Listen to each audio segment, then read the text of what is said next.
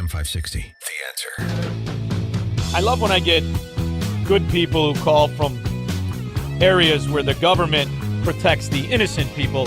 They're always amazed at when you have thieves and crooks as government. They protect the thieves and crooks. I'm speculating, but I think that's where we're going. Joe in Tennessee.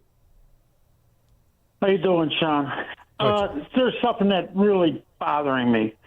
You hear about all these POSs that are out there interfering with ICE operations and getting arrested for their efforts, and yet you never hear about these jokers and their day in court. Well, see, first of all, Joe, you threw me off because that's not a Tennessee accent. And the private operating No, it's systems. not. I'm born and bred Chicagoan. I left town 11 years ago. Good for you. That was the time, brother. You couldn't have timed that better if you had a fortune teller tell you when to leave. But it's interesting that where are you going to get a day in court? You're going to go to Crook County. You're going to go to Crook County. You think a Crook County $2 whore Democrat judge? What's he going to do to one of these scumbags? He'll give him an award. He might pay their rent.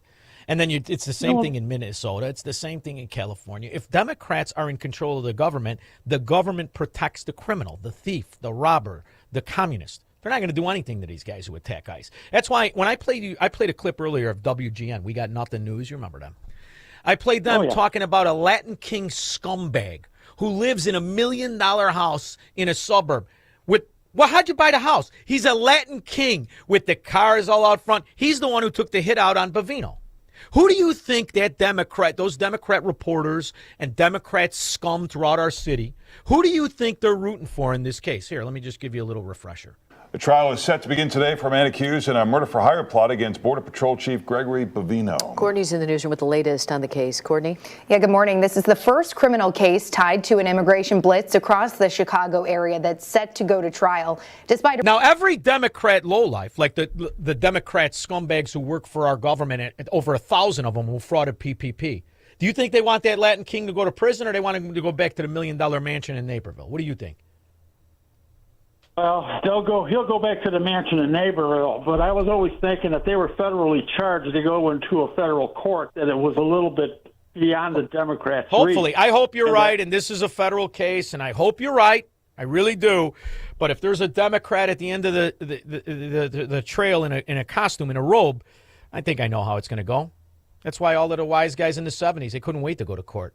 They knew they'd be back on the street in a millisecond. Not as fast as today, but still back on the street. Thank you, Joe.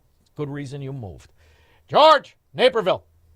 Yeah, Sean, in the beginning of your show, you said you didn't have a son, you didn't want a son. No. Well, this is your life, and you do have a son. Are you ready for the reveal? I think I am. Who is it? I don't have to pay Your anything. son, right? Yeah. Your son is Tony Preckwinkle.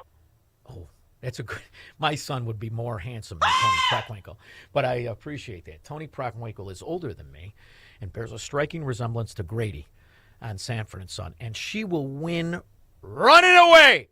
Not just because the morons in Chicago want in on it and she's built an infrastructure of corruption. It's true, but it's because the system is rigged. Rigged, I said. Good morning, everyone. District Attorney Heather Adams. On Tuesday afternoon, I was contacted by Krista Miller, who is our Chief Clerk of Elections, regarding potentially fraudulent voter registration applications that had recently been received by her office.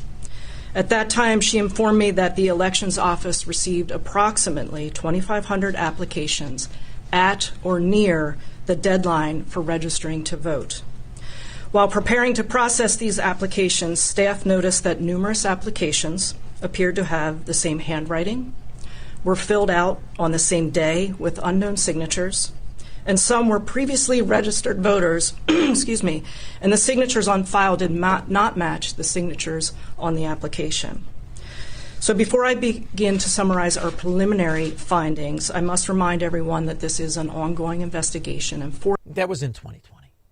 Hundreds of thousands of votes frauded, and yet 4 years he pretended.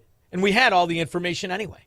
Not only do the machines connect to the internet, they do. Why is there a Sprint thing here and a Verizon thing here? Our voting machines are not connected to the internet. Those are not connected. Voting machines themselves are not connected to the internet. And we knew that wasn't true. And cybersecurity expert Kevin Skoglund wanted to prove it. So he and 9 other independent security consultants created their own search engine looking for election systems online. We found over 35 had been left. You know what that's called, Squirrel? Even if you're not watching Basil Rathbone as Sherlock Holmes in the 1930s, that's called proof! Scumbags.